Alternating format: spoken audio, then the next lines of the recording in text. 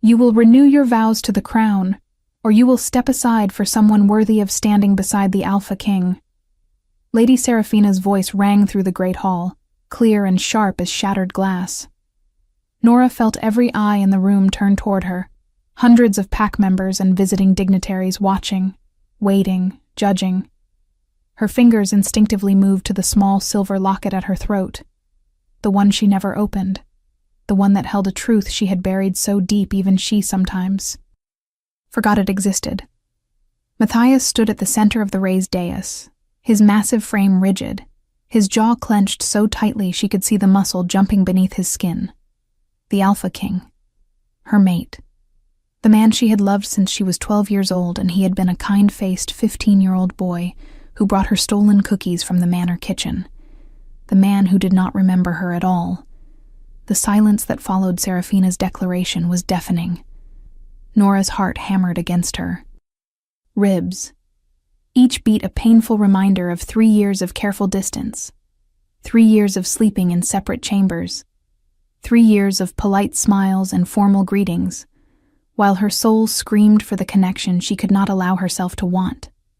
She had learned long ago that wanting things, hoping for things, only led to the special kind of pain that came when those things were ripped away.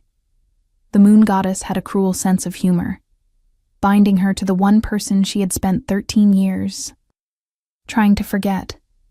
The one person whose abandonment had taught her that she was forgettable, disposable, not worth remembering. The Luna has 3 years to accept the king's mark. Seraphina continued, moving through the crowd with the lethal grace of a born predator. Her gown shimmered like liquid silver, her dark hair falling in perfect waves down her back. Everything about her screaming confidence and belonging in a way Nora had never managed to achieve. 3 years to consummate the bond, to strengthen the bloodline, to fulfill her duty to this kingdom. She has done none of these things. The law is clear. If a bonded pair does not complete the mating within 3 years of the ceremony, the bond can be challenged by one of superior lineage.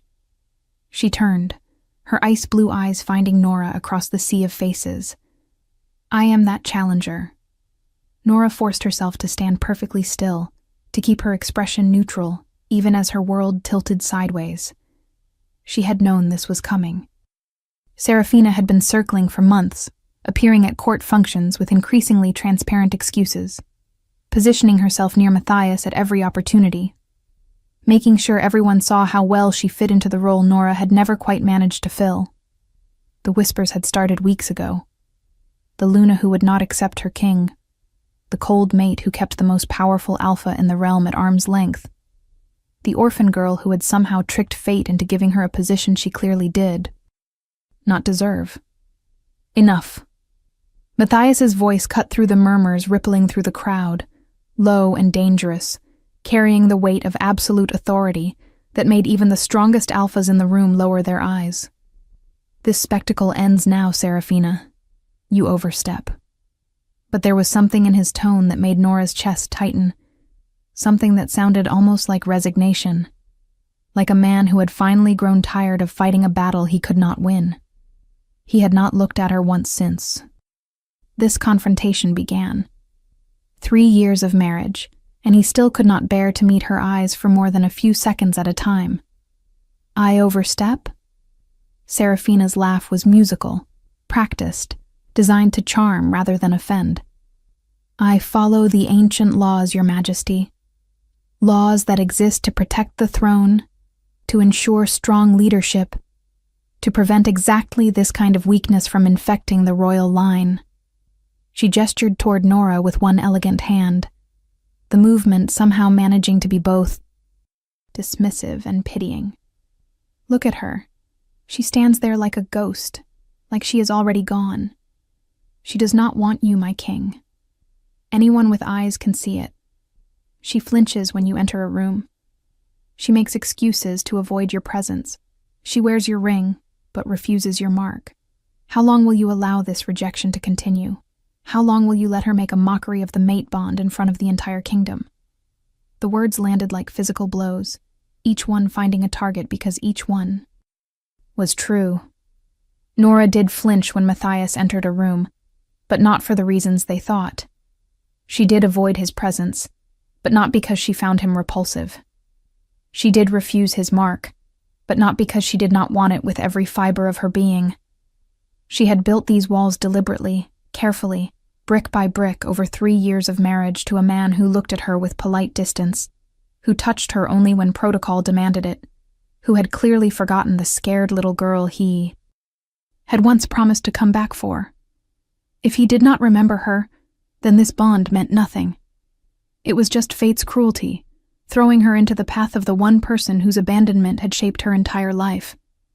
The law also requires a formal challenge ceremony, Matthias said, and Nora heard the exhaustion threading through his words. 3 years of her coldness had worn him down.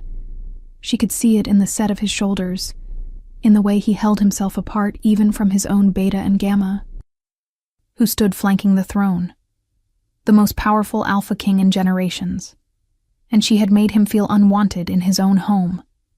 The guilt was a familiar weight in her stomach. You cannot simply declare yourself Luna and expect the crown to fall at your feet, Serafina. There are rituals, protocols. Then let us perform them.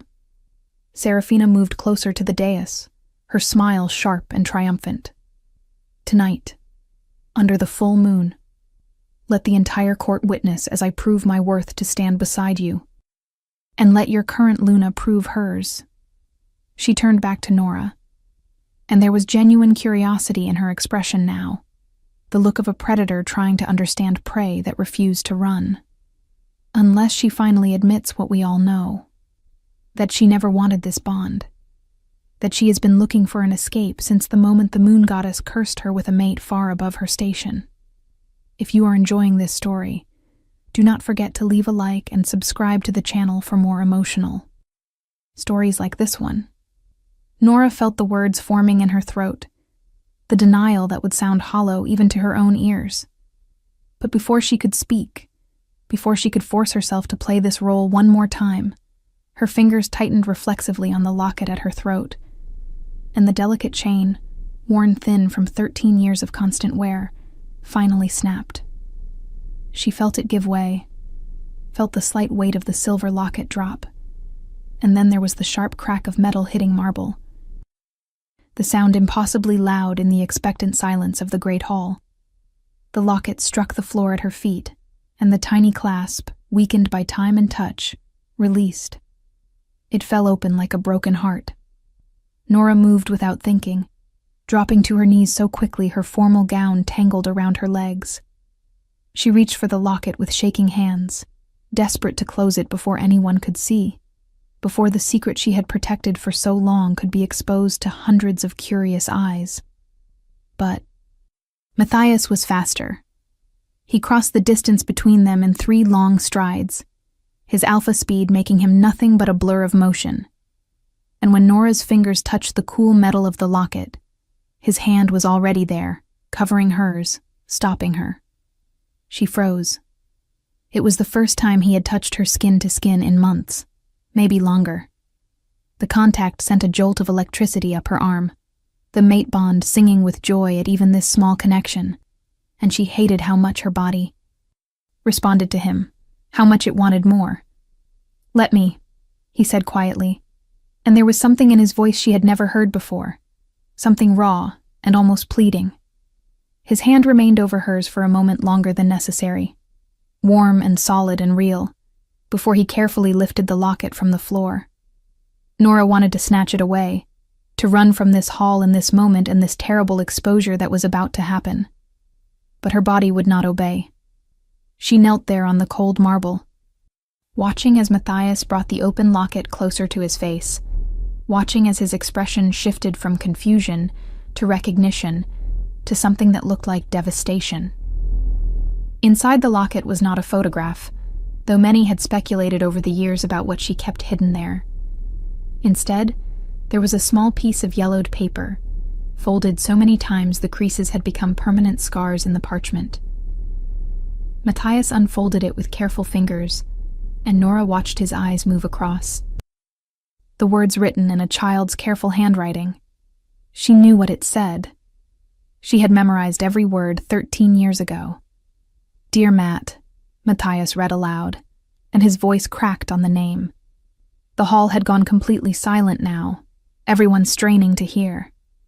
"I know you said you would come back for me, but it has been 6 months, and Miss Clara says I should stop waiting by the gate. She says the son of the new Alpha King probably has more important things to do than remember the weird girl from the orphanage. But I do not think you are like that. You promised. You said when you were old enough, when you had proven yourself to your father, you would come back and take me away from here. I still believe you. I am going to keep this letter until you come, and then I will give it to you, and you will see that I waited, that I never stopped believing. Love, Nora. P.S. I am 12 now. I hope you still remember what I look like." The silence that followed was absolute. Nora could not breathe, could not move, could not do anything but kneel there while her most guarded secret was laid bare for all to witness. She had written that letter the day after her 12th birthday, 6 months after the kind teenager who had visited the orphanage every week for a year had suddenly stopped coming. 6 months after she had learned that the gardener's son Matt was actually Matthias, the heir to the Alpha King's throne, and that his father had died unexpectedly, thrusting him into a position of power that left no room for orphan girls and stolen moments in the kitchen garden. Matthias was staring at the letter like it might disappear if he looked away. His hands were shaking. The Alpha King's hands were actually shaking. "Nora," he said, and her name sounded broken coming from his lips. "You are Nora. You are my Nora." He dropped to his knees beside her, the movement so sudden and unexpected that gasps echoed through the hall. An Alpha King did not kneel. Not for anyone. Not ever. "You are the girl from the Riverside Orphanage, the one who used to hide in the apple tree to read stolen books, the one who saved that litter of puppies during the winter storm, the one who told me that being Alpha did not mean being alone, that the strongest leaders were the ones who remembered what it felt like to be small." Nora felt tears burning in her eyes, but she refused to let them fall. Not here. Not in front of all these people. "You did not remember me," she said, and her voice sounded small and distant to her own ears. "When the bond snapped into place 3 years ago, when you looked at me for the first time as your mate, there was nothing in your eyes, no recognition, no memory, just a stranger looking at a stranger." She had thought it would hurt less if she said it out loud, but it did not. It hurt exactly the same as it had hurt every day for 3 years. "I did not recognize you," Matthias said, and the anguish in his voice made her flinch. "Your name was different. Eleanor Rose. That is what they announced when you came to court as part of the orphanage delegation 3 years ago. Eleanor Rose, ward of the Riverside home. I spent 13 years searching for a girl named Nora. Just Nora.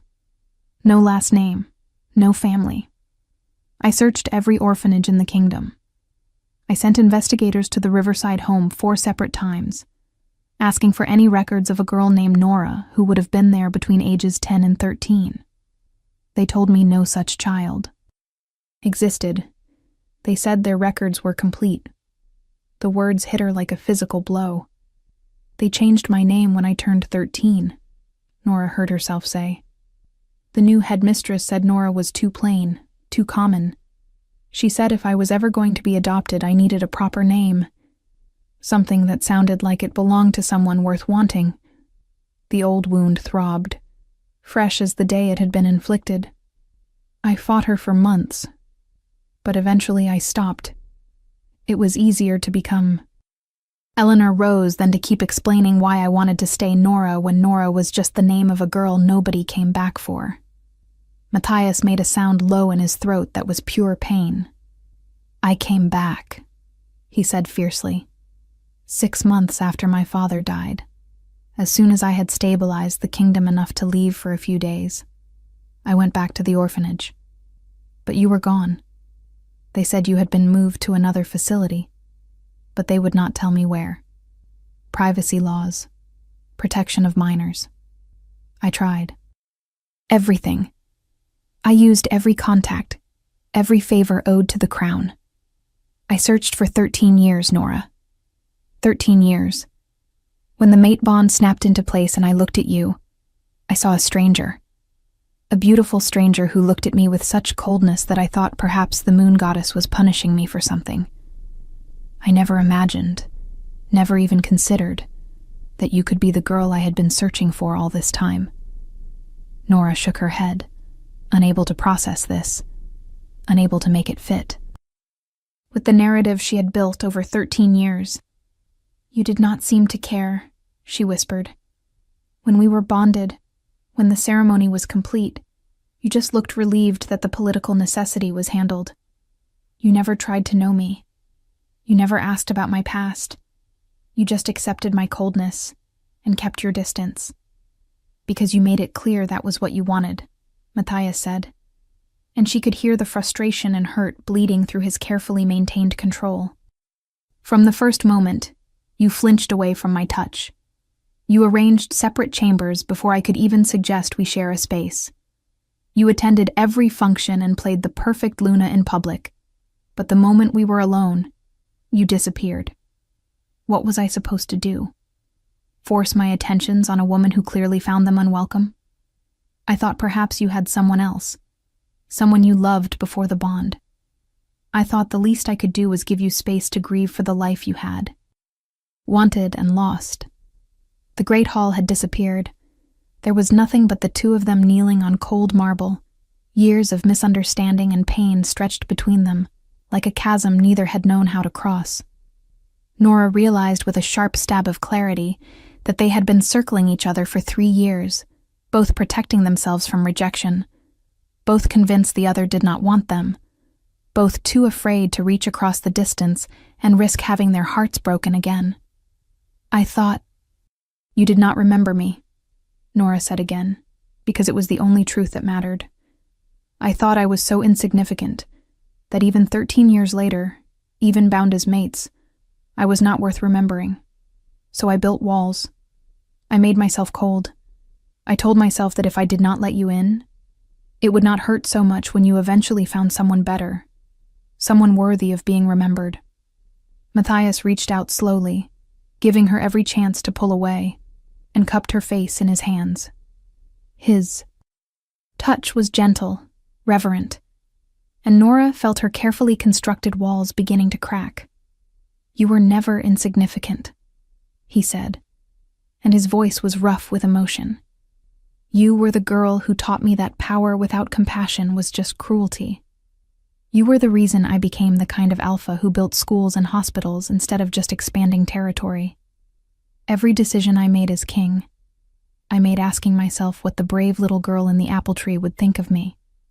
You shaped who I became, Nora. How could I ever forget you? A tear escaped despite her best efforts, tracking down her cheek to where his thumb could catch it. Then why did you stop coming? The question that had haunted her for 13 years finally found voice. You came every week for a year. You brought me books and told me stories about the world beyond the orphanage walls. You made me believe I mattered. And then you just stopped. My father died, Matthias said, and the pain in his voice was old and, deep. He was challenged by a rival alpha, and the fight went wrong. I was 15 years old and suddenly responsible for an entire kingdom on the verge of civil war. There were alphas circling like sharks, each one convinced they could take the throne from a boy barely old enough to shift. I spent every moment of the next 6 months fighting to hold our territory together, proving myself in challenge after challenge, making alliances and securing loyalties. By the time I could even think about anything beyond survival, you were gone. His hands tightened slightly on her face, as if afraid she might disappear again. I never forgot you. I never stopped looking. When I finally stabilized things enough to go back to the orphanage, when I found out they had moved you and would not tell me where, I made a vow. I would search every orphanage, every facility, every group home in this kingdom until I found you. But you had a different name. You were hidden from me by something as simple as a headmistress who thought Nora was too common. What do you think will happen next? Leave your predictions in the comments below.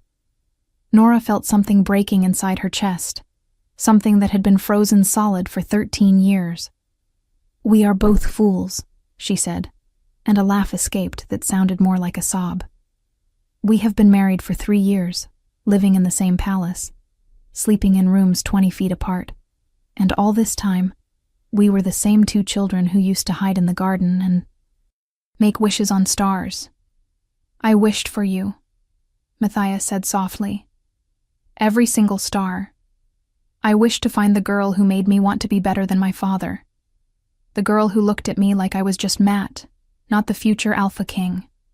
His eyes searched hers, desperate and hopeful in equal measure. "What did you wish for, Nora?" She had not said her real name out loud in years. Hearing it from his lips felt like coming home after a long journey through hostile territory. "I wished for you to come back," she admitted. "And then when you did not, I wished to forget you. I wished to stop hoping for things I could never have." She closed her eyes, feeling the weight of wasted years pressing down on her.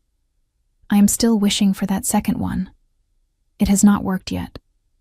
"Good," Matthias said fiercely. "Do not forget me. Do not stop hoping. We may have lost 13 years to misunderstanding and bad luck, but we do not have to lose any more." He leaned his forehead against hers, and Nora felt the mate bond singing between them, stronger than it had ever been, finally free from the barriers she had constructed. "I know you have every reason not to trust this, not to trust me. I left you once, even if I did not mean to. But I am here now. I am not going anywhere. And I am asking you, Nora, the girl from the apple tree, the bravest person I have ever known, to give us a chance.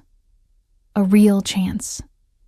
Nora opened her eyes and found herself drowning in the deep gold of his gaze.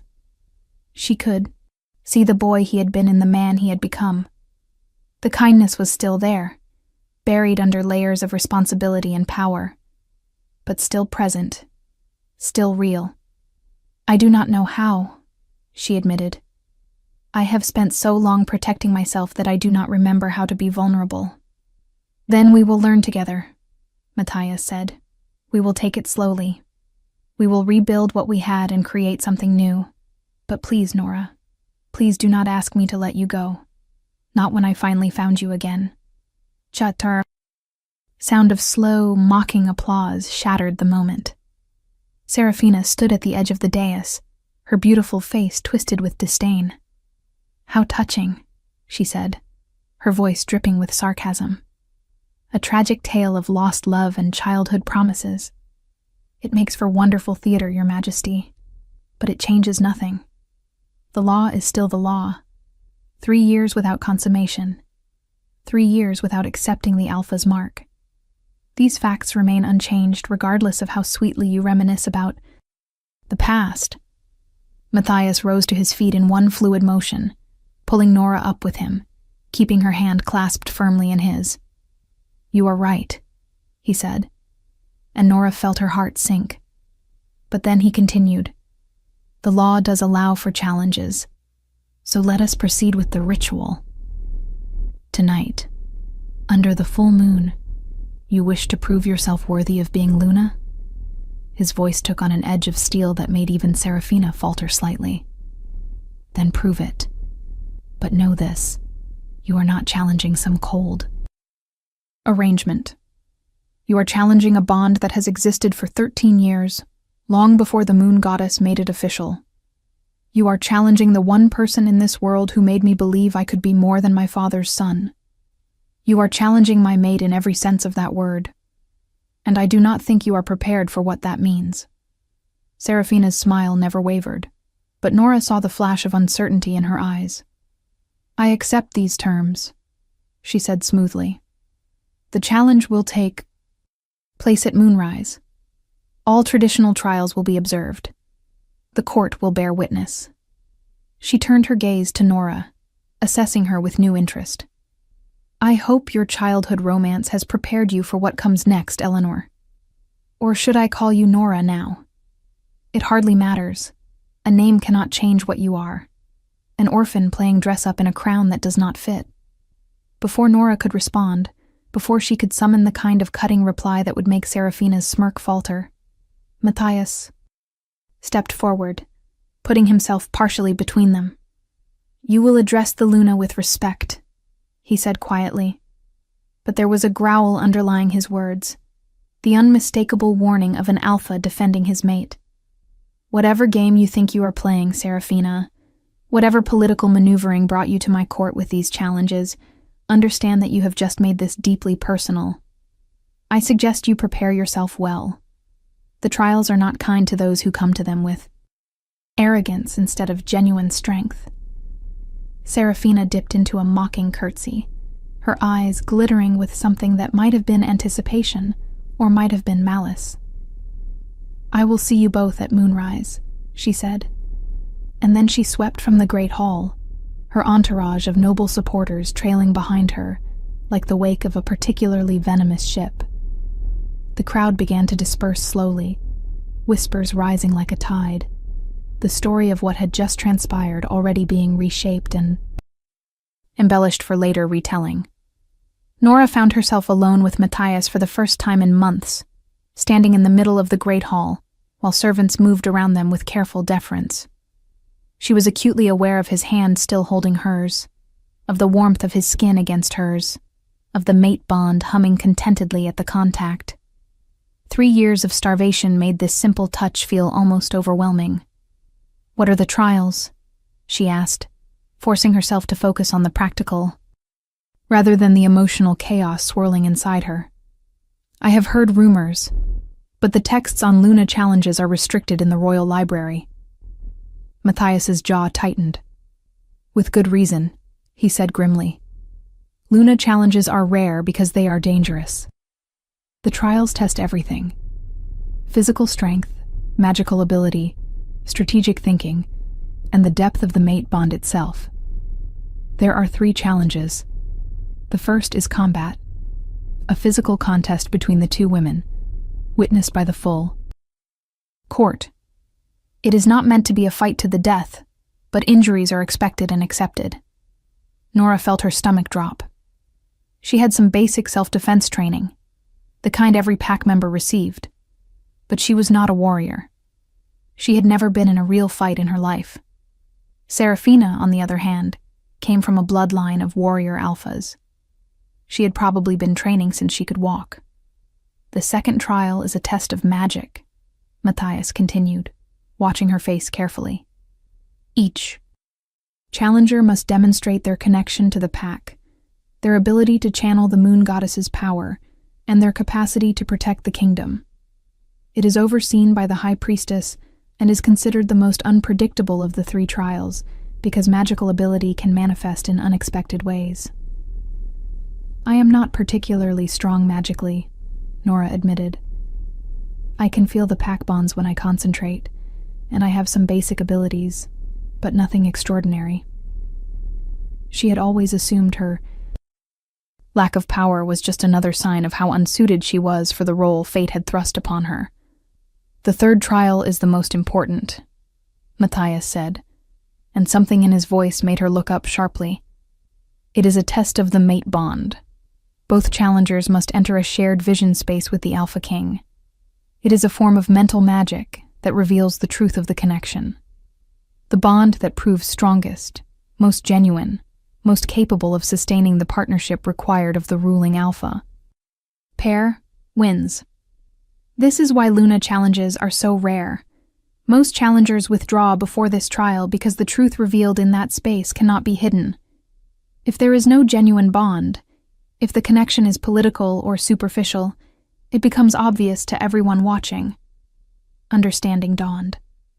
Serafina is betting that 3 years of distance between us will make our bond appear weaker than her manufactured attraction to you, Nora said slowly.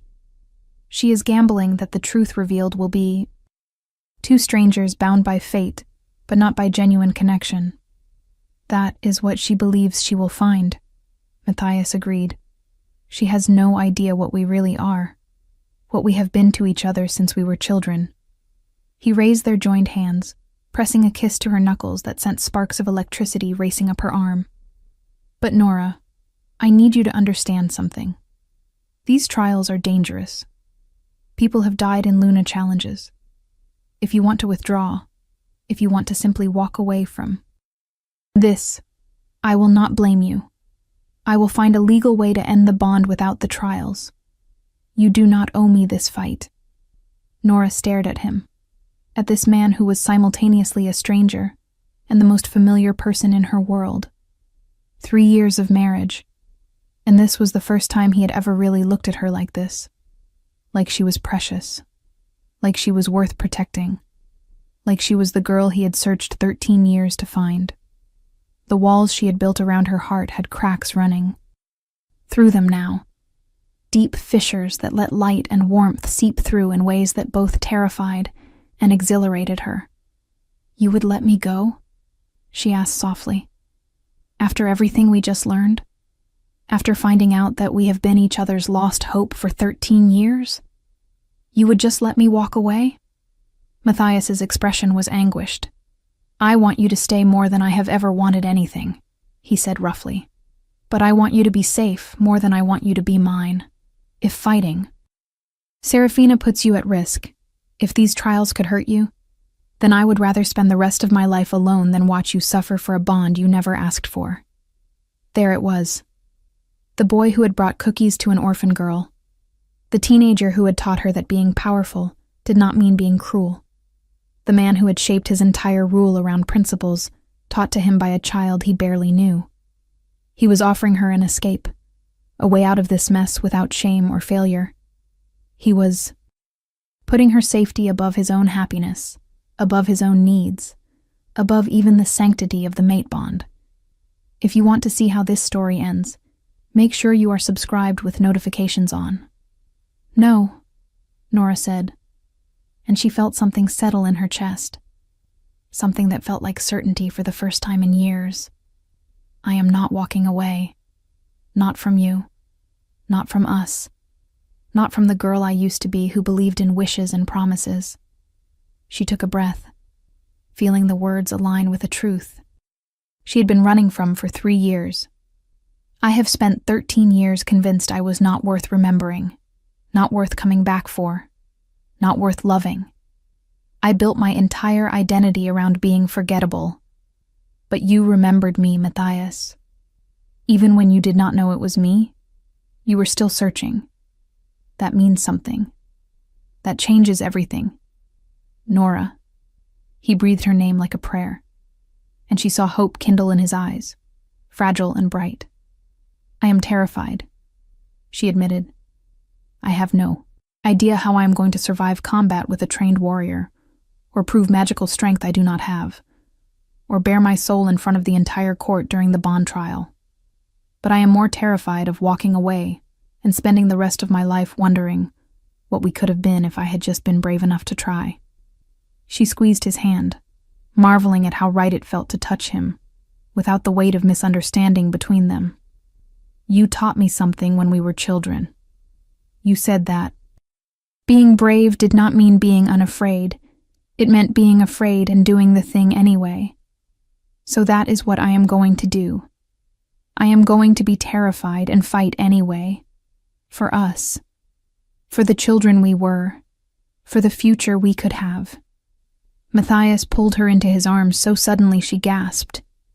But then she melted into the embrace, feeling the solid warmth of his chest against her cheek, feeling his heart racing as fast as hers. His scent surrounded her, pine and leather and something uniquely him. And the mate bond surged with such intensity it almost hurt. 3 years of denying this connection, 3 years of starvation, and now she was drowning in sensation and emotion and the overwhelming rightness of being held by him. We will prepare you, Matthias said into her hair, his voice rough. I will get you the best trainers in the kingdom. The High Priestess will work with you on your magic. And for the bond trial, all we have to do is be honest. Let them see what we really are to each other. That will be enough. That has to be enough. Nora let herself have this moment, this perfect instance of connection and hope, before the practical considerations crashed back in.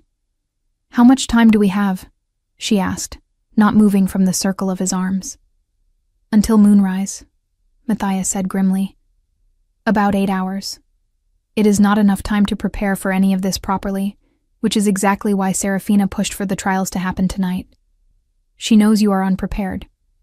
She is counting on you being too overwhelmed to fight effectively. Then we will have to make 8 hours enough," Nora said, finally pulling back just far enough to look up at him. "Where do we start?" The training yard was brutal. Matthias had summoned his Gamma, a fierce female warrior named Kira, who had fought in more battles than Nora had years of life, and told her to teach Nora everything she could in 6 hours. Kira had taken one look at Nora's formal gown and delicate slippers and muttered, something that sounded like a prayer for patience. "We do not have time for technique," Kira said bluntly once Nora had changed into training leathers. "We barely have time for basics. What we can do is teach you how to survive, how to use your opponent's strength against her, and how to exploit the one advantage you have that she does not expect." At Nora's confused look, Kira smiled grimly. "You are small, and you look fragile. Serafina will underestimate you. She will expect you to fold quickly, to submit like a lesser wolf facing a dominant alpha. We are going to teach you how to use that assumption to stay alive long enough to surprise her." The next hours were pain and exhaustion, and Kira's voice shouting corrections and encouragement in equal measure. Nora learned how to fall without breaking bones, how to roll with a hit instead of taking the full impact, how to target vulnerable areas when strength was not on your side. Her body ached in ways she had not known were possible. Bruises bloomed on her arms and legs from Kira's relentless attacks, each one a lesson in what happened when she was too slow or too hesitant. "Stop thinking like a Luna," Kira barked, after Nora hesitated on a strike that would have hit the warrior's throat. "You are a fighter now. You are protecting your bond, your mate, your future. Serafina will not hold back. She will hurt you if given the chance. You need to hurt her first." Nora gritted her teeth and tried again, pushing past. The instinct to pull her punches, to fight gently, to be the proper and composed Luna everyone expected. By the time Kira finally called a halt, Nora's muscles were screaming and her lungs burned, but she could feel something new in her body. Not skill, exactly. She was nowhere near skilled. But determination. The knowledge that she could take a hit and get back up. That she could fight even when every part of her wanted to quit. "You are going to get hurt out there," Kira said as they walked back toward the palace. "Serafina is a trained warrior, and you are not. But you are tougher than you look, Luna. I saw you take hits that would have put some of my soldiers on the ground, and you kept getting back up. That counts for something. That counts for a lot." The High Priestess Mira was waiting in the temple when Nora arrived, still aching from training. The old woman looked at her with ancient eyes that seemed to see far more than should be possible. "The Alpha King tells me you need to access power you did not know you had," Mira said without preamble. "He tells me you are the mate his soul has been searching for since childhood, even if fate took 13 years to bring you back together. Is this true?" "Yes," Nora said simply, too tired for elaborate explanations. Mira nodded slowly. "Then we have something to work with. Sit." She gestured to the cushions arranged in a circle at the center of the temple, beneath the skylight that let in the afternoon sun. "The magic trial is not about raw power. It is about connection. Connection to the pack, to the land, to the moon goddess herself. Serafina has powerful magic because she comes from a line of powerful wolves. But you, child, you have something potentially stronger. You have a bond forged before the moon goddess made it official. You have a connection built on choice rather than fate. That matters. Nora sank onto the cushions, feeling the cool stone beneath her, the warmth of sunlight on her face. I do not understand, she admitted. How can choice be stronger than fate?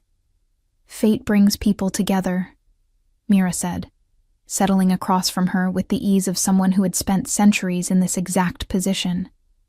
But choice keeps them together. The mate bond is powerful, yes, but it is most powerful when both people choose it, embrace it, fight for it. You spent 3 years resisting the bond, and Matthias spent 3 years respecting your resistance. That was both of your choices. Now you are choosing differently. You are choosing to fight for this connection. That choice will make your magic stronger than any amount of inherited power.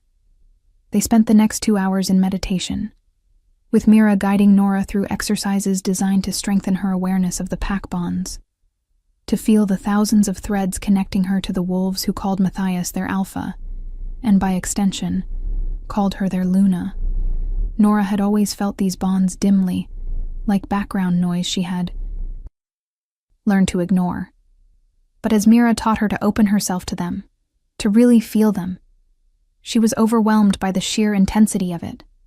Thousands of lives, thousands of hearts, all connected to her through invisible threads of magic and loyalty and shared purpose. You are not alone, Mira said softly. You have never been alone. From the moment the mate bond snapped into place, you became connected to every member of this pack. They are your strength, their faith in you, their hope, their dreams. All of it flows through these bonds.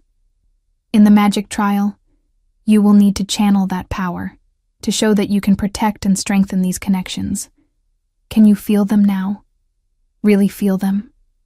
Nora nodded, tears streaming down her face from the overwhelming beauty and responsibility of it. She could feel them all. The warriors on the border keeping watch, the mothers in the pack village singing their children to sleep, the farmers tending fields, the scholars in the library, the healers in their clinic, all of them connected to her, depending on her, offering her their strength in return for her protection and guidance. She had spent 3 years holding herself apart from this, too afraid of the responsibility to embrace it. But now, feeling the full weight and wonder of it, she understood what she had been missing, what she had been denying herself and them. Good, Mira said, satisfaction in her voice. Hold on to that feeling. When the trial comes, when you need to demonstrate your magic, remember that you are not drawing on your own power alone. You are channeling the strength of thousands. That will be enough. It has to be enough. Matthias found her in her chambers as she was preparing for the ceremony. She had bathed and changed into the formal gown required for the trials, a dress of deep blue that seemed to capture the night sky. Her hair was arranged in an intricate braid, woven with silver thread that caught the light. She looked every inch the Luna, even if she felt like a child playing dress-up. "How are you feeling?" he asked, closing the door behind him with careful precision. "Terrified," Nora admitted. "Sore, overwhelmed, determined. All of those things at once." She turned to face him, taking in the formal black attire that made him look even more imposing than usual. "How are you feeling?" "Furious that this is happening at all," Matthias said bluntly. "Proud of you for choosing to fight. Terrified that I'm going to watch you get hurt and not be able to stop it. The combat trial forbids any interference from the Alpha. I will have to stand there and watch while Serafina tries to break you, and I cannot do anything to help." Nora crossed to him, reaching up to touch his face with gentle fingers.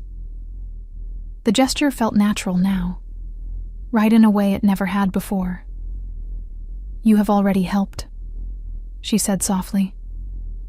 "You gave me the truth. You gave me a reason to fight. That is more than enough." He caught her hand, pressing it more firmly against his cheek, his eyes closing briefly as if savoring the contact. I need you to know something before we go out there, he said, opening his eyes to meet hers with an intensity that stole her breath. Regardless of what happens tonight, regardless of the outcome of these trials, you are my mate. You are the girl from the apple tree who taught me how to be human. You are the woman I have been searching for my entire adult life. If we lose, if Serafina somehow wins, I will find a way to be with you anyway. I will abdicate the throne if I have to. I will not lose you again. Not after just finding you. You will not have to abdicate, Nora said with more confidence than she felt. We are going to win.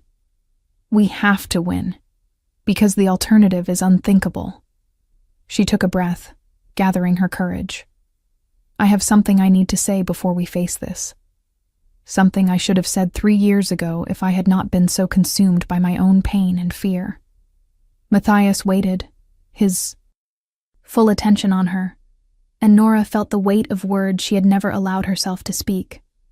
I love you, she said, and the truth of it rang through her like a bell. I have loved you since I was 12 years old, and you brought me books you thought I would enjoy. I loved you when you disappeared, and I convinced myself I had imagined how much you cared.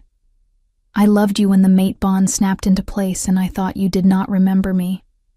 I loved you through 3 years of distance and silence and misunderstanding. And I love you now, knowing the truth, knowing that we were both just scared children trying to protect ourselves from being forgotten again. She felt tears threatening, but pushed through them. I know we have a lot to work through. I know we need time to really know each other as the adults we have become. But the foundation is there. It has always been there. And I am ready to build on it. I am ready to be your mate in truth, not just in name. Matthias made a sound that was half laugh, half sob, and pulled her into his arms with a fierceness that spoke of 3 years of denied need. I love you too, he said against her hair. I have loved you since you scolded me for stepping on the flowers in the garden because they were alive and deserved respect. I loved you every day I searched for you. I loved you every night I lay alone knowing my mate was 20 feet away, but might as well have been on another continent. And I will love you for every day we have left Nora. Every single day. They stood there wrapped in each other, letting the mate bond settle into something new and strong and real, until a knock on the door reminded them that the trials awaited.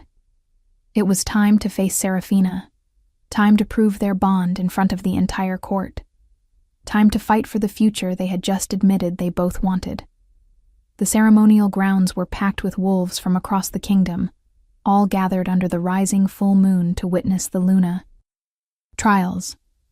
Nora felt the weight of hundreds of eyes on her as she walked into the ritual circle, Matthias at her side until the high priestess indicated he must take his place on the dais with the other witnesses. Serafina stood on the opposite side of the circle, dressed in crimson that made her look like a warrior goddess. Confident, powerful, everything Nora was not. The first trial begins, the high priestess announced, her voice carrying across the grounds with supernatural clarity. Combat. The challengers will face each other in physical contest. The fight continues until one submits or is rendered unable to continue. Are both parties prepared? I am prepared, Serafina said, and she sounded eager, excited even. Nora took a breath, feeling every bruise from training, every aching muscle, every trembling fear. But she also felt the thousands of pack bonds thrumming inside her, felt Matthias's love like a warm anchor in her chest, felt the determination of the 12-year-old girl, who had believed in impossible things. I am prepared, she said, and her voice did not shake. The high priestess brought her hands together in a sharp clap, and the trial began. Serafina moved like lightning, closing the distance between them in a blur of speed and power. Her first strike was aimed at Nora's head, a blow that would have ended the fight immediately if it had connected. But Nora remembered Kira's training, small, fragile, underestimated. She dropped into a role that Serafina did not expect came up behind her opponent and landed a solid kick to the back of Serafina's knee. It was not enough to bring the warrior down, but it was enough to make her stumble, enough to show that Nora was not going to fold immediately. The crowd's gasp of surprise fueled Nora's courage. She did not try to match Serafina's strength. Instead, she used speed, evasion, targeting vulnerable points that Kira had drilled into her over and over. Go for the joints, the throat, the eyes, places where size and muscle did not matter as much. Serafina's frustration grew with each missed strike, each time Nora slipped away from what should have been a finishing blow. But frustration made Serafina sloppy, and Nora learned a brutal lesson about the difference between training and real combat. A wild swing caught her across the ribs, sending her sprawling in the dirt, the air knocked from her lungs. Pain exploded through her chest, sharp and debilitating. She heard Matthias shout her name. From the dais, heard the crowd's collective intake of breath, and for a moment, she thought this was it. This was where she submitted, where she admitted she could not win. Then she felt it. The pack bonds surging inside her, thousands of voices she had learned to hear in the temple with Mira. They were not shouting for her to give up. They were willing her to stand.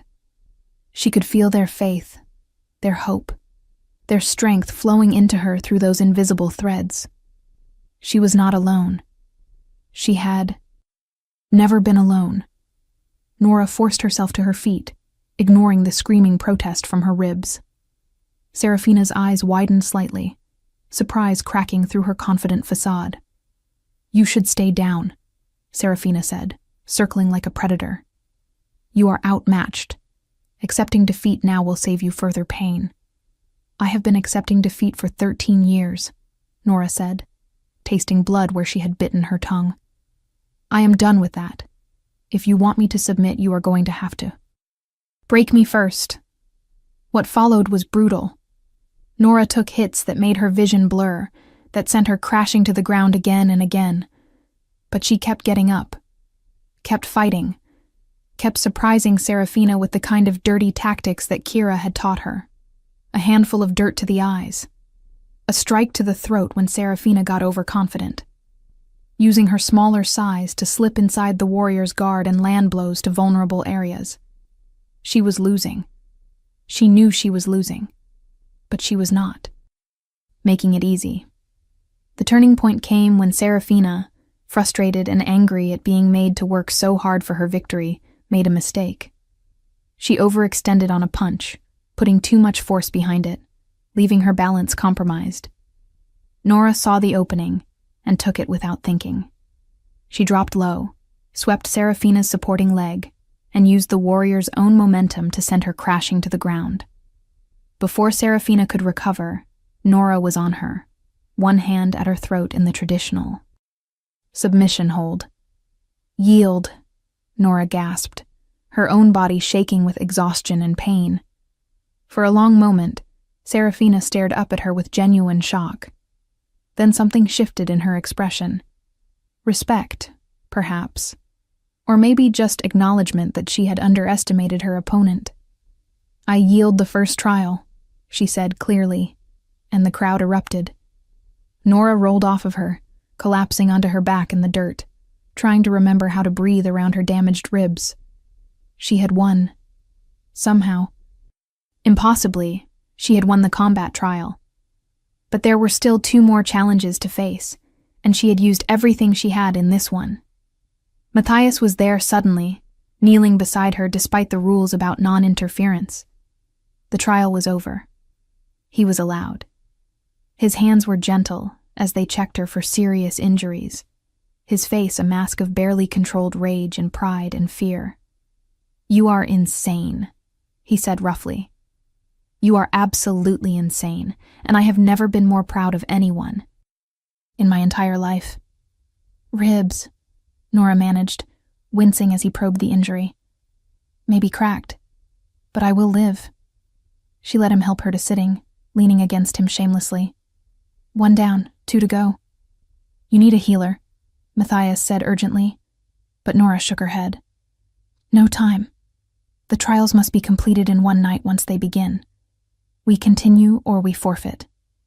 She looked across the circle to where Seraphina was also being tended to by her people. The warrior looked furious, humiliated at being bested in combat by someone so clearly inferior in skill and strength. That would make her dangerous in the next trials. How long until the magic trial? 1 hour, the high priestess said, appearing beside them with the silent efficiency of her kind. By law, you are allowed time to recover between trials. Use it wisely. She pressed a small vial into Nora's hand. This will help with the pain. It will not heal you completely, but it will let you function. Nora drank the bitter liquid. Without hesitation, feeling its effects spread through her almost immediately. The pain receded to a manageable ache. Her breathing came easier, and some of her strength returned. It was temporary. She would pay for this later. But later was not now, and now was all that mattered. The magic trial took place in the sacred grove at the heart of the palace grounds, under the full moon's silver light. Ancient trees ringed the clearing, their branches heavy with luminescent flowers that bloomed only on ritual nights. The high priestess stood at the center with a ceremonial basin filled with blessed water, and she gestured for both Nora and Seraphina to approach. The second trial tests your connection to the pack, to the land, to the magic that flows through our kind, Mira intoned. Each of you will place your hands in the sacred water and open yourself to the pack bonds. The water will glow in response to the strength and purity of your connection. The moon goddess herself will judge which bond is stronger, which Luna is more capable of protecting and nurturing the wolves under her care. Seraphina stepped forward first, her confidence apparently restored after the humiliation of losing the combat trial.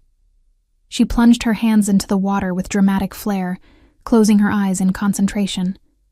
The water began to glow almost immediately, a strong golden light that pulsed with power. Nora could feel the magic radiating from the basin, could sense Seraphina's connection to her own pack, the wolves who had followed her family for generations. It was impressive, undeniably strong. Then it was Nora's turn. She approached the basin with far less confidence, acutely aware of how inadequate her magic had always seemed compared to those from powerful bloodlines. She placed her hands in the cool water and closed her eyes, reaching for the pack bonds the way Mira had taught her. At first, there was nothing, just silence and her own fear that she was not strong enough, not connected enough, not worthy enough. Then she remembered what Mira had said. This was not about inherited power. This was about choice, about the connection she had chosen to fight for. She thought of Matthias, of the boy who had brought her cookies, and the man who had searched for her for 13 years. She thought of the thousands of pack members she had felt in the temple, all those lives and hearts connected to hers. She thought of the girl in the apple tree who had believed in wishes, and the woman she had become who was learning to believe again. The water exploded with light, not golden like Seraphina's, but silver like moonlight, bright enough to make everyone watching shield their eyes. Nora gasped as she felt the full force of the pack bond surge through her, no longer dim background noise but a symphony of connection and power. She could feel every single member of Matthias's pack, from the strongest alpha warrior to the smallest newborn pup. They were all there, all connected to her, all offering her their strength and their faith and their hope for the future. If this story touched your heart, share it with someone who loves epic romance. Tell me in the comments, did you see this ending coming? But there was more. Underneath the pack bonds, underneath the connections she had expected, there was something else. Something ancient and powerful that pulsed in time with her heartbeat. Nora opened her eyes, still connected to the sacred water, and saw images forming in the glowing surface. A white wolf, larger than any she had ever seen, with eyes the color of moonlight. Behind it, generations of wolves stretching back through time, a lineage she had never known she possessed. "Impossible," Serafina whispered, and Nora heard genuine shock in her voice. "She is from the moon-blessed line, the bloodline we thought was extinct." The high priestess leaned closer to the basin, her ancient eyes wide with wonder. "The moon goddess has revealed a truth that was hidden," Mira said, her voice trembling with awe. "Nora is not an orphan without heritage. She is the last descendant of the moon-blessed Alphas, the original line from which all Luna powers descend. This is why the mate bond called her to you, Alpha King. Not by chance, not by accident, by ancient design." The clearing had gone completely silent. Nora pulled her hands from the water, watching the silver light fade slowly, feeling the revelations settling over her like a heavy cloak. She was not nobody. She was not the forgettable orphan girl she had believed herself to be. She came from a line of powerful Lunas, a heritage that explained the strength of her connection to the pack bonds, the way the magic had responded to her despite her lack of training. Matthias looked stunned, but when his eyes met hers across the clearing, she saw that the revelation did not matter to him. He had loved her when he thought she was just Nora from the orphanage. This changed nothing between them, even as it changed everything about how the pack would see her.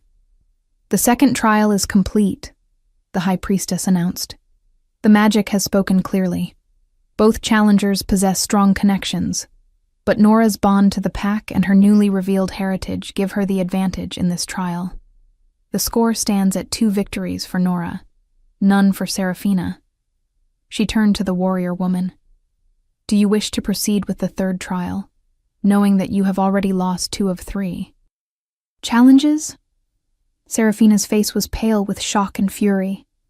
For a moment, Nora thought she might withdraw, might accept defeat with whatever grace she could muster. But then the warrior's expression hardened into something ugly and desperate. "I invoke my right to the third trial," she said coldly. "The bond trial will prove what everyone here knows, that the Alpha King's attachment to this girl is based on sentiment and childhood nostalgia, not true compatible partnership. 3 years of distance. 3 years of separate chambers. 3 years of a bond that brought neither of them joy.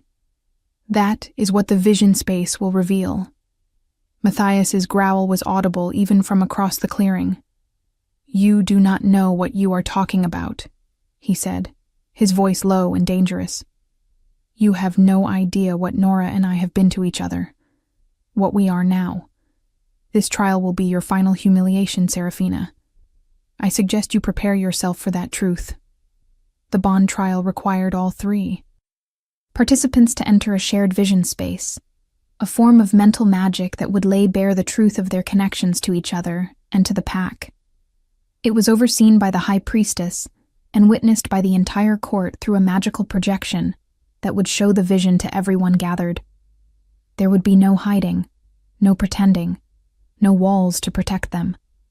Everything they were to each other would be exposed for all to see. They gathered in a triangle formation in the center of the grove. Nora across from Matthias, Serafina to the side forming the third point. The high priestess moved between them, anointing each forehead with sacred oil and murmuring prayers in the old language. "The vision space will show the truth of your bonds," Mira said. "It will reveal your past, your present, and the potential of your future together. It cannot be manipulated or lied to. The magic knows what is real and what is false. Open your minds and hearts. Let the truth be seen." Nora felt the magic take hold, felt her consciousness being pulled into the vision space. The physical world around her faded, replaced by a landscape that seemed to exist between reality and dream. She stood in a garden she recognized instantly. The garden at the orphanage where she had first met Matt all those years ago. The apple tree was in full bloom, petals drifting on the wind like snow. She turned and saw him there. Not Matthias the Alpha King, but Matt the 15-year-old boy with kind eyes and gentle hands. He was reading under the tree, just like she remembered.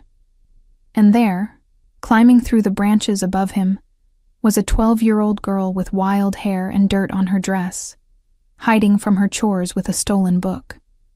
"Is this your memory or mine?"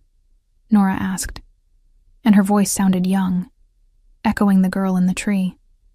"Both," Matthias's voice answered, and he was beside her now, adult and solid and real in the middle of this memory. The vision space shows what shaped us. This place. These children. This was where we learned what it meant to really see another person. The scene shifted. She saw the year of visits compressed into moments. Matt bringing her books, teaching her to read the harder words, listening while she explained her dreams of seeing the world beyond the orphanage walls. The day he told her he was actually the Alpha King's son, and she had punched him in the shoulder for not saying so sooner. The promise he made that he would come back for her when he was old enough to make his own choices. Then the scene went dark. She felt the weight of his father's death, saw flashes of young Matthias fighting challenge after challenge, drowning in responsibility and grief, while searching desperately for a girl named Nora, who seemed to have vanished from the world. She felt his pain, his frustration, his growing despair that he would never find her. The vision shifted again. The mate bond ceremony 3 years ago. Nora saw herself through Matthias's eyes, saw how beautiful he had found her, how perfect. She felt his confusion when she flinched away from his touch, felt his hurt when she requested separate chambers, felt his growing certainty that she must have loved someone else and resented being bound to him by fate instead of choice. Then she saw herself through her own memory of that day. She saw the moment the bond had snapped into place, and she had looked into Matthias's eyes, searching desperately for any sign of recognition. She relived. The crushing disappointment when there was none. The certainty that settled over her that she had meant so little to him, that even the mate bond could not make him remember. She felt the walls she had built, brick by brick, each one a protection against the pain of being forgotten again. "I am so sorry," Matthias's voice said in the vision space, raw with anguish. "I am so sorry I did not recognize you. I am so sorry I made you feel forgettable. You were never forgettable, Nora. Never. I just did not know where to look." "I am sorry I pulled away," Nora replied, tears streaming down her face in both the vision and the real world. "I am sorry I did not just ask you if you remembered. I was so afraid of the answer that I never asked the question." The vision showed the next 3 years in flashes. Matthias lying awake in his chambers, aching for the mate who would not accept him. Nora standing at her window, watching his light across the courtyard, wanting to go to him but too afraid of rejection. Both of them trapped by misunderstanding and fear and old wounds that had never healed. Then the vision shifted to show today.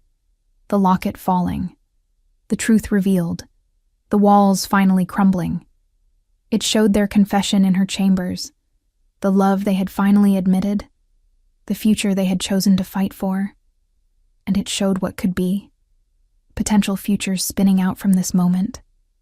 Nora and Matthias ruling together, strong and united, children with her wild hair and his kind eyes, a kingdom that flourished under their combined leadership. Love built on a foundation of childhood promises and second chances.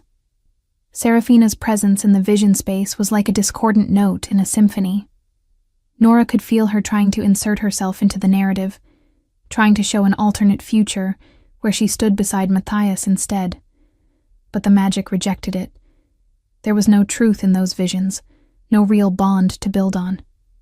Serafina was connected to nothing here.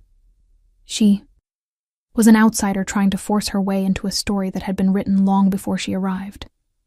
The vision space began to collapse, pulling them back to reality. Nora opened her eyes to find herself in the grove again, tears streaming down her face, Matthias's hand somehow in hers, even though they had started several feet apart. The magical projection above them faded, but not before everyone gathered had seen the truth of their bond.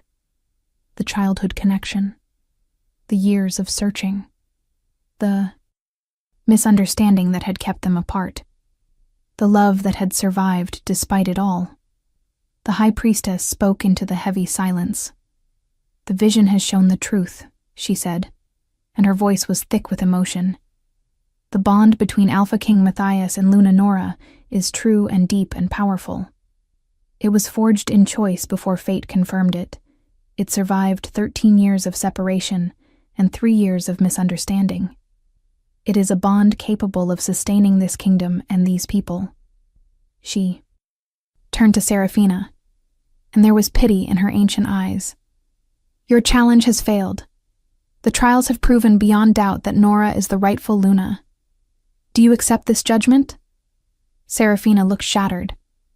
Whatever she had seen in the vision space, whatever truth she had been forced to confront about the impossibility of her ambitions, had broken through her confidence completely. "I accept," she said hoarsely. "I withdraw my challenge. I ask for mercy in my departure from this court." "Granted," Matthias said immediately. "You are free to leave. But know this.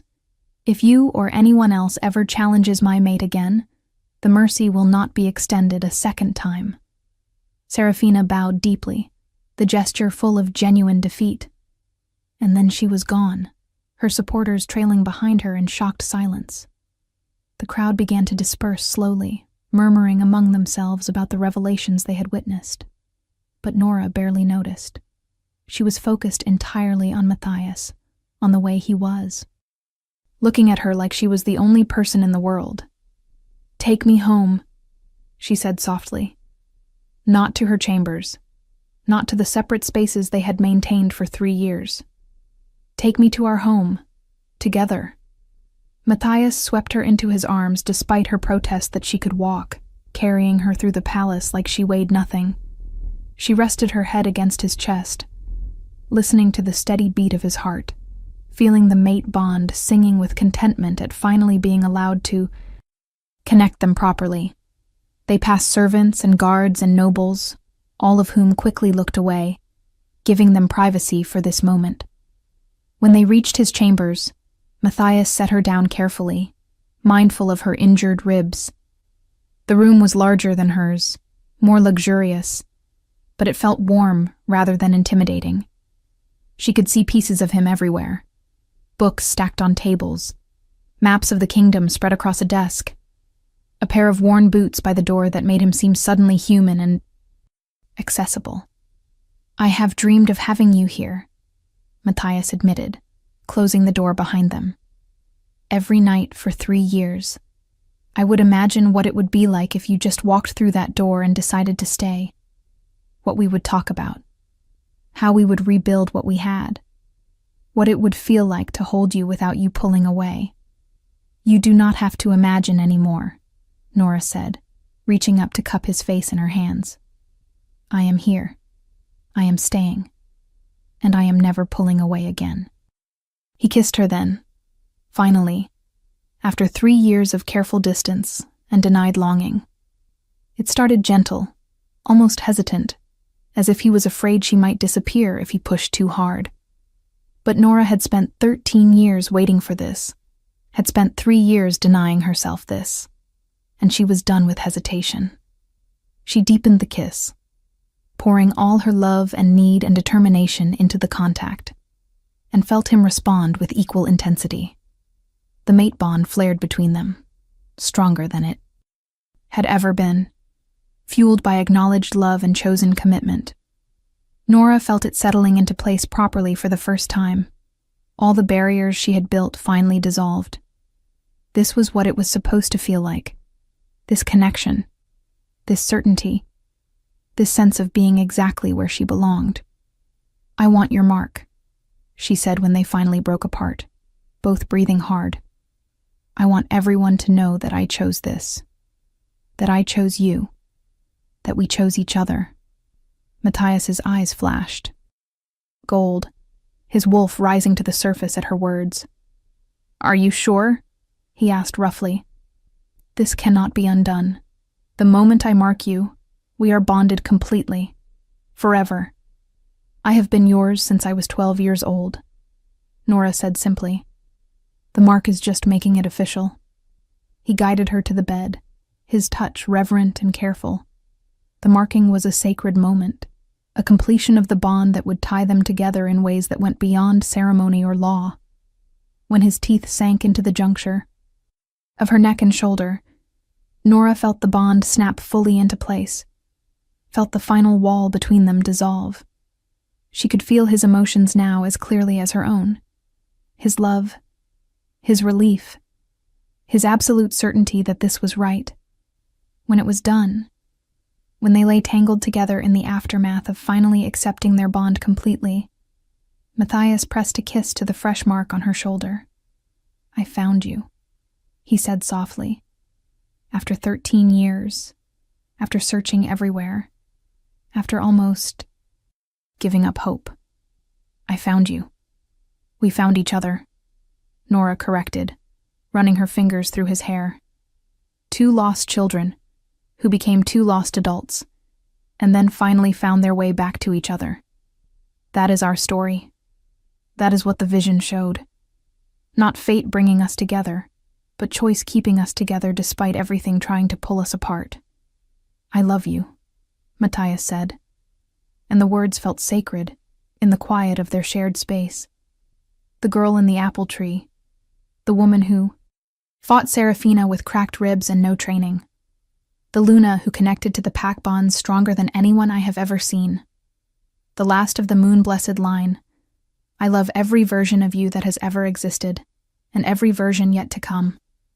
I love you too, Nora said, feeling the truth of it settle into her bones. The boy who brought me cookies. The man who searched for me for 13 years without giving up. The Alpha King who respected my walls even when it hurt him. The mate who is willing to build a future with me one day at a time. They fell asleep, wrapped around each other. The mate bond humming contentedly between them. The years of misunderstanding and pain finally behind them. When Nora woke in the morning, still tucked against Matthias's chest, she felt the locket's absence for the first time without pain. She did not need to carry that letter anymore. She did not need to hold on to proof that someone had once cared about her. She had the proof sleeping beside her, solid and real, and choosing her every day. 3 months later, Nora stood on the balcony overlooking the kingdom. Matthias's arms wrapped around her from behind, his chin resting on her shoulder. The mark on her neck was healed now, a permanent reminder of their bond. She had moved into his chambers the night of the trials and never left. They were learning each other slowly, building a partnership that balanced power and gentleness, discovering who they were as adults, while honoring who they had been as children. What are you thinking about? Matthias asked, pressing a kiss to her marked shoulder. About that girl in the apple tree, Nora said softly. About how scared she was that nobody would ever remember her. About how wrong she was. She turned in his arms to face him. I think she would be proud of who we became, who we are becoming together. I think she would be amazed. Matthias agreed. And I think the boy who promised to come back for her would be grateful that, despite everything, despite lost years and changed names and walls built out of fear, he finally kept that promise. Nora smiled, reaching up to kiss him in the golden light of the morning sun. They had fought for this. Through combat trials and magic trials and the painful exposure of the bond trial. Through misunderstanding and fear and old wounds that ran deep. But they had won. Not against Serafina. Against the past. Against the versions of themselves that had been too afraid to hope for. Second chances. In the months and years that followed, they became the kind of leaders their kingdom needed. Matthias strong and just, Nora compassionate and wise. Together they built something neither could have achieved alone. And sometimes, late at night when they lay tangled together in the dark, Matthias would trace the mark on her shoulder and whisper stories about a boy and a girl who met in a garden and made wishes on stars. And Nora would smile and remember that some wishes, if you fought hard enough for them, actually came true. The locket remained in a box in their chambers. The letter inside it a reminder of where they had started. But they did not need to open it anymore. They carried the truth of their bond in their hearts, visible in the marks on their skin, unbreakable in the choice they made every day to keep building their future together. The girl from the apple tree and the boy who brought her cookies had grown up, but the love that had started in that garden, all those years ago, remained as strong as ever, proved through trials and triumph and the simple, powerful choice to never let go.